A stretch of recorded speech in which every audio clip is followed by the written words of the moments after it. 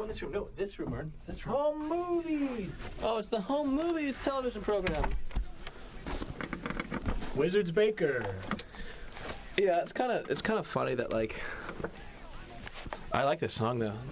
Yeah. Electricity. All kinds of odd time signature. It's pretty much in 4. It's just within 4. That's what I meant. Yeah, I think so. Odd as in 4/4. It feels weird in 4/4, yeah.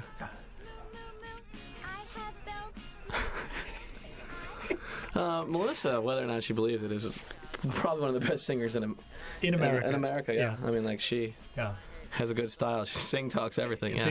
Sing talking. Which will come up later on in the. Now the other thing was that after doing the Kafka rock opera in the first season, right? Yeah. There was just always like, that's nice shading and all that stuff. Yeah, lighting.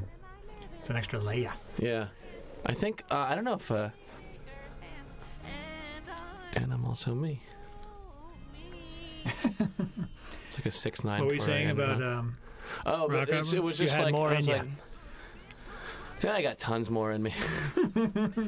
You got a rock opera coming out. You got rock operas coming out of your ass.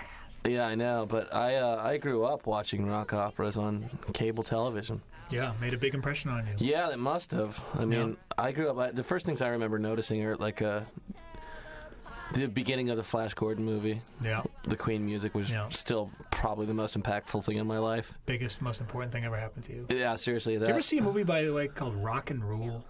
Yes. That was a really actually kind of crazy, animated rock opera.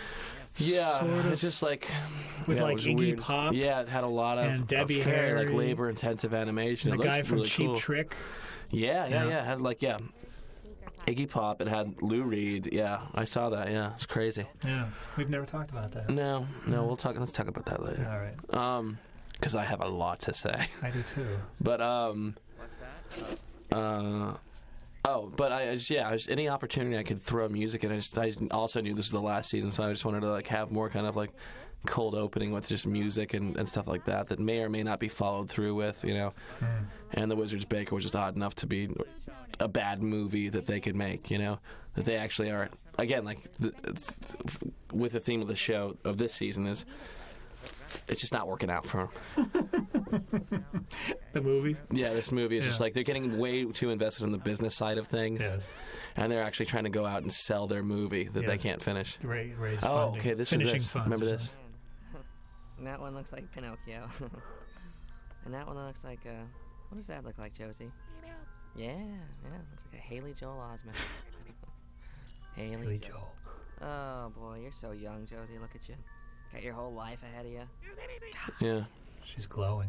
Envy your youth. This was a fix we did. Remember, we turned in this episode, and we kind of got a note that, like, sneak away from. It's just like we had a lot of trouble on this episode. It was because we had it was like all the business side of stuff, and it was kind of the point of this episode, or at least when I was trying to put it together originally in the script, was that Brendon's getting disenchanted. Like he really is. Like feels like he's spending all his time indoors working on movies that that's not like it's not living life, you know, and that was an inserted scene that we went back and did, and I wrote that.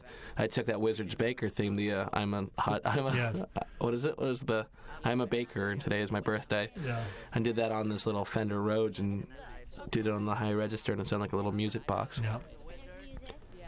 And that comes up again. So he just wants. He's a kid, but he wants it to be. He wants to stop being, you know, this filmmaker and wants to be a kid again. Yeah.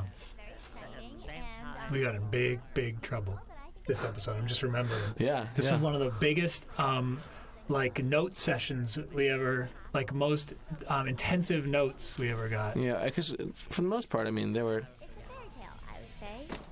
wouldn't ask for changes. No. Yeah. It was very rare that we would get. Yeah, that we would get changes, especially as late as, you know, when we were turning in the finished audio track. I mean, they went along with stuff where we were kind of taking some kind of chances and making stuff like a little bit darker and here and there. Right. But then again, so here's this thing. I would come home after a night of goofing off and drinking a couple beers, and I would go through this situation where I'd turn on the TV and they'd be selling swords on like QVC or whatever. and I would spend a good amount of time considering buying a lot of swords. Yeah. And now I have a sword in my office, which is kind of cool. Yeah. Oh, maybe even more corny than these swords is the sword you have in your office right now. That was a gift from my brother. Yeah. But it's pretty bad. Yeah. These are restrained compared to this sword. Yeah, yeah. But there's Excalibur. Yeah. I was trying to get the Green Destiny sword in there somewhere from I know. Crouching Tiger. Yeah. I think we had trademark problems with that. Yeah, trademarking problems. Yeah. Just have fun with them. Listen to this sound. I love that he does it with his mouth. Stupid. Yeah. That's one of those great audio editing decisions because it's probably, the actor could do it just as a... I think, I don't know if I'd heard this before, but I think this actually happened where a guy did cut himself, or at least my brother told me something. He did try to, a guy actually cut himself really badly. On camera? On camera. That's funny. Extremely expensive. But yeah, it was funny. Do you remember what the notes were? I mean, on this episode, that I'm having trouble flags. remembering it. I think I do remember like the business side. They're always like, "Oh, make them be more childish," or because them going out and pitching this movie was just not that exciting. Yeah, I think ultimately it's one of those things where just the jokes. It was just too subtle. I think weren't working as well as we would have wanted, and so we had to do something. Yeah. It might have been a little also hard to track. It might have been hard to understand. I think it was like too subtle. It was like sometimes we're like, you just kind of like the arrogant part of the writer of myself will just want some stuff to be very subtle, and then some stuff way too far over the top, and you just it's always just trying to get somebody else's point of view in there and balance stuff out. Yeah. But what I remember redoing was that one scene with Josie and Brendon. Yeah. It was making it more childish. Was Brendon's take was a lot more childish and less adult, but the truth is he is in this kind of ridiculous creative business that's kind of like overtaking his life. Yeah. I think we redid a lot of stuff on this one. Ernie, no. I need Kleenex. I think a lot of that kid stuff, Brendon, Jason, Melissa stuff we redid. And we recut it a lot. Did we? Yeah.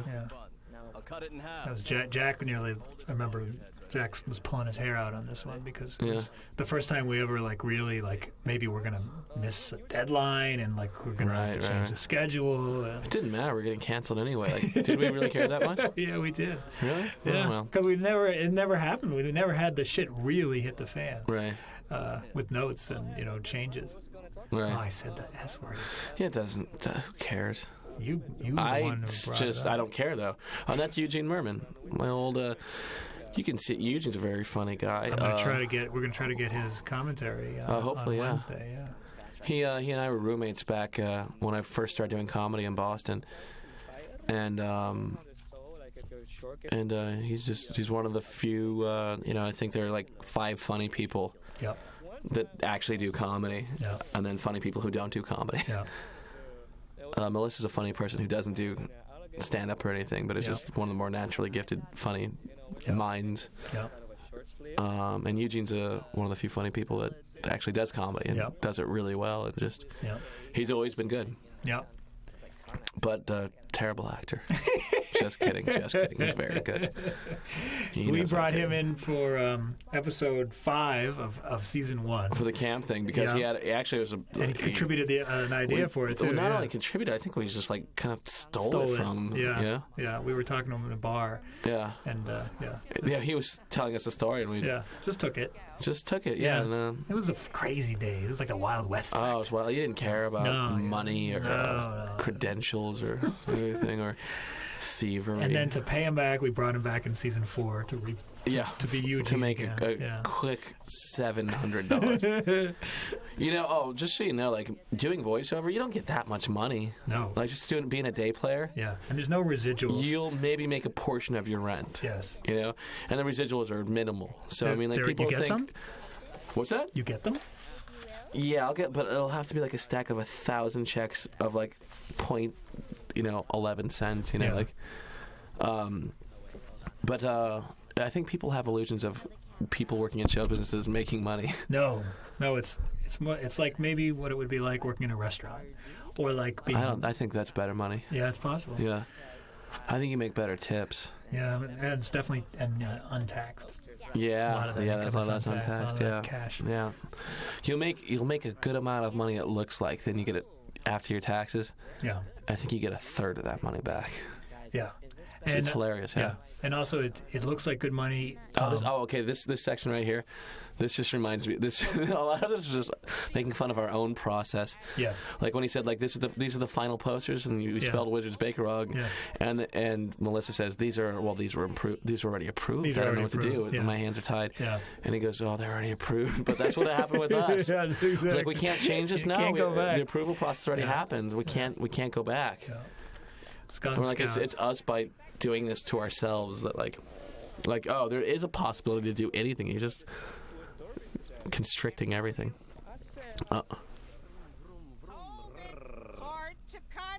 Andy Kindler, everybody. Andy Kindler, they're still doing the cross-sided. Yes. Anytime someone is like a little like, ostentatious or whatever, Yeah. they cross their eyes. Yeah. Oh, always drives me crazy. Yeah. Yeah, and this character in particular. I think Andy Kindler is again one of the other few funny guys out there. truly funny. Yeah.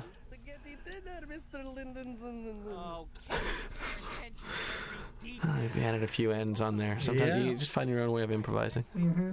Find your own voice. Yeah, find your own voice. This is a little. I was in the Cub Scouts. Were you? I was not. I was, and I did do like a Pinewood Derby thing. And My next door neighbor did the derby. I remember going over. yeah, I remember carving a car and painting it myself, and it was just not aerodynamic. But I think stylistically, it was really good. Yeah. I go. Oh, I'm getting confused. There's also the thing where you just make a little car and you roll it down a board. Oh, that's what this is. That's a Pinewood Derby. Okay, yeah.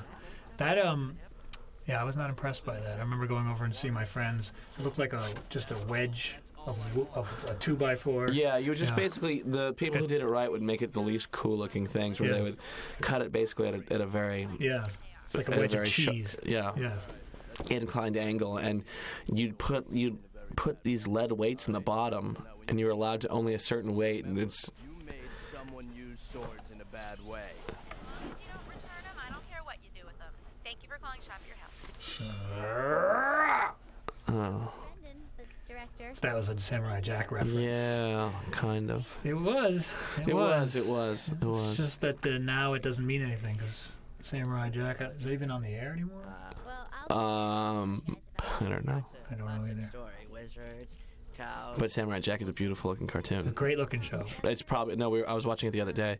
Oh, so it is on the air. It's like some of the best use of color and just like placement of scene and all that stuff, and just really just tons of cool ideas. Guy's a genius. Yeah, but just understands just so artistic.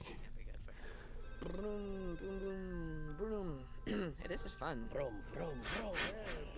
We get trophy if we win the race at the spaghetti dinner. Yeah, he's abandoning all of his responsibilities just to be in the Skunk Scouts, just to enjoy stupid things, to be a boy. Isn't that what we're all trying to do? Yeah. Escape all of our responsibilities. Yes. To do mindless things. Yes. Some of us more successfully than others. I'd say I'm pretty successful at that. I'm like the best. I'm better than you even. You think so? Yep. I don't know. I mean, I think I've got a pretty good work ethic. Yeah, I think you do too. But I also have a really good procrastination ethic, which may very well outweigh my work ethic. Is that right? Yeah. I was better at it until I got my dog. I would spend all day at the movies. Yeah. Yeah. I just run out of money and just like enjoy not what is not life, but what is fake life, which is movies. Yep. And I can enjoy even without leaving the house. Oh, that's it. No, it's not. It's a commercial. That was confusing. I thought that was an abrupt ending for that episode. That's why they gave us notes, because we just gave them that much of the show. Yeah. Yeah. Hey, did you get the messages that Jason and Melissa called? Nope. Really? You didn't see this big pile of messages that said they called a big about 4 pile. times? Brendon, are you avoiding? Oh, that's the pile right there. Yeah. Are you sure? Stickies. We should have done an insert shot of the pile. We couldn't afford insert shots. Really? Yeah. Yes, he's right here. You know, we could have drawn that insert shot of the pile. That's true. Well, Jason, how about that? Unbelievable. Hey, what's going on, guys? They're out raising funds Yeah. in their good clothes. Scouts have really kept me busy, guys. Wow, that certainly is a very interesting story. Fun because me and Melissa are busting our asses trying to sell your movie. Guys, I'm doing my job. I've got a whole bunch of... Oh, yeah, we redid the ending. Did we? I think we did. What was the ending? The film is played at the Skunk Scout banquet dinner, and then McGurk comes in with his sword. Pizza time, right? Yeah. I feel like I don't remember how. Whatever. I actually do have all the original scripts before we went into the studio, so without all the improv and stuff like that, and just scripts for script's sake. But I don't remember that. Brendon, but that won't hold up in court. Well, I'm on my side, and I refuse to feel guilt for Josie's it. asleep. First movie Guess she's I sick. wrote, directed, and starred in, and wrote the music for, kind of. Don't you feel at least responsible in some way? No, not at Pretty all. cute. Right. I'm going to take my name off it. Show about a baby. Listen, Sure. It's funny how just putting something on screen ends up having a really good presence, you know? Yeah. You don't hear a lot of it, there's not a lot of dialogue, but it's always there. You just, Yeah, well, in this case, it implies so much about their family that they really are more interesting because of that baby. Right. This is me doing almost Brendon's voice exactly. And I'll take the food and I'll go eat. Right, but we don't take swords. I'm not asking It's you true. to take swords. And it looks like Brendon. I think, yeah. Yeah. It's Brendon right after this show ends. Yes, right. He gets a job there. Yes. Now, do you remember what happened? Okay, this happened a couple of times in this season where I wrote some stuff that ended up being news events. Some guy went crazy at a grocery store. Oh, yes, that's with right. Somebody swords. sent it to us. That's right. Remember Yeah, that? that was amazing. And that was it happened on I think one other thing, but it was as we were in production on this, that had happened. Yes. I do remember that. That was crazy. That was coincidence. bizarre. That's odd coincidence. Yeah, that's an amazing. Or psychic ability. Or kinetic ability. Like telepathic. Yeah, Like you it caused might it. be. Yeah. Oh, I mean, we I caused see. it. Or John Right. Benjamin caused it. I think it'd be me because I think the whole sword concept was pretty much mine. Right, but maybe it doesn't really manifest in the Except world for- until someone actually performs performs it. Yeah, Okay. Perhaps. You don't know. You don't know how these things Yeah, work. okay. No, I don't. I do not. I mean, we don't. No. Yet. Free? Yes. Then I'll go. Coach, I'm hearing police sirens. Do you Yeah, I hear better those? go. Yeah, I'll see you later. All right. Nice. Yeah. Very nice. This actually looked exactly like the place, which I don't think I gave any directions. Those wood panel Oh, no, it was a vet's hall. Yep. Yep. Brendon, these are the high-profile clients. Yes. No. Yes. No, there's another piece of music that comes in here, which is the reprise of the I Am a Baker. And, Somebody's which peeing in the punch. You know, What's I that? just saw that. Someone's peeing in the punch in the background. Oh, yeah? Yeah. The movie. What do you mean I haven't done anything? See, I resent that. Brendon, you're up for the semifinals. Guys, listen. If I win, then we get to pitch the Wizards maker. Okay? Baker. Yes, but we get to pitch it in front of everybody. All right? So I gotta go. But I like this piece of music a lot. There's Yeah. a different version of this with a lead on it, but it's kind of just a real It's real drums. Pixies Sounds like real Weezer drums to me. ripoff. Yeah. But I really like it a lot. I think it's one of the few things that sounded kind of good. One of the few. No, I mean it sounded like a rock tune. It sounded like it could be I know what you mean. It sounded you know, polished. It sounded kind of polished. But I use loops on that. I use drum loops. Right. That So helps. they were, That helps. but they were this theme. Yeah. It's going to be on the CD in its longer form. It kind of builds nicely though. I mean, Junior, I want to thank you. I agree. It's great to be up. right. Oh, he's Right, happy. right. He's so happy. He's not going to remember. Everybody in troop number 43. Right. 43! Yes. It's nice animation. It's a funny idea. What? Oh, this is really With a kid with a helmet. yeah. Oh, no. Honestly, I think this episode, the reason it may have had flaws, the first kind of version that we turned in, Yeah. is because all I really wanted to do was write music for it. Mm-hmm. Seriously, I mean, I think I just wanted to I just knew I wanted to have a rock opera, and that was some kind of a rock opera, and that's probably why I completely took my eye off the game. Yeah. You know? Yeah, sure. Yeah. That's all right. Usually that works. I think there probably were other episodes where Actually, all you want to do is mean, write a rock opera. I like this episode as it Yeah. is right now, and it probably did need a little kick in the ass Yeah. as far as getting it together and stuff. So Yeah. it's never bad. I like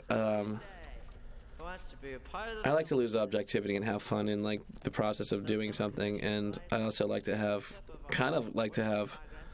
someone really be right about notes. Yeah. I mean, I hate it when notes are just kind of like, because I've in not with Cartoon Network, but with other networks or whatever, notes are ego driven and kind of like and the real core of them is just that they have to say something. You know, it's their job to kind of like put in their 2 cents, and you walk away being more confused than when you started. Right. And Khaki was certainly never guilty of that. And when Khaki was great because she and she finally said something, you knew she must have something to say. Yeah, absolutely. Yeah. So it's good though, and the cool thing is that I don't think that would be painful, like when you'd hear like a bad one, like a bad note, you know. Yeah. But ultimately, it works. And to better. give credit to, I think this is a good time to give credit to the audio editors, including myself, because that was another I don't think nice. It's ever a good time. I think that's a nice thing that if let's say that, you know, on the odd chance that the script isn't 100%, or if the performances were going one way and then another, and maybe, you know, somebody contradicting themselves. And somebody goes through. It's either Jack or me or Will. Patrick worked on this show. Adam Simha. These guys who would sit there and sweat it and really, help the process, and it is no small amount. There's no other show works that way. I mean, no other show works where it's simply audio existing by itself, right, and making sense. And we'd send them the radio play, right? Just simply the log's 22 minutes. But they wouldn't see it's a picture, right? They would read a transcript of the finished audio, and they would get a cassette tape. Right. So, but within that, and they would have to sign off on that. But this is great. This is this is the Dave St. Angelo extra. This is for free, folks. Yeah, that's for free. Yeah, this is a gift.